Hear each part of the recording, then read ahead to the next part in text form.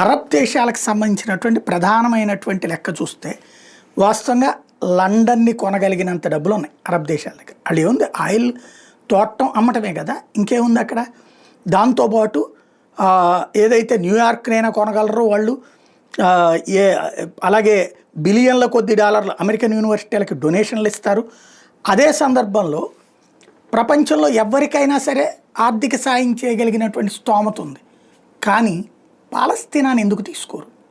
పాలస్తీనాని ఎందుకు డెవలప్ చేయరు? పాలస్తీనాలో మంచి విద్యా వ్యవస్థను ఎందుకు ఏర్పాటు చేయరు? పాలస్తీనాలో ఉన్నటువంటి హమాస్ తీవ్రవాదులని కూడా మార్చి వాళ్ళకెందుకు సాయం చేయరు? ఆ పాలస్తీనా పౌరులు తమ దేశాల్లోకి తీసుకెళ్ళి ఎందుకు పెట్టుకోరు? ఇదే $1 మిలియన్ ప్రశ్న.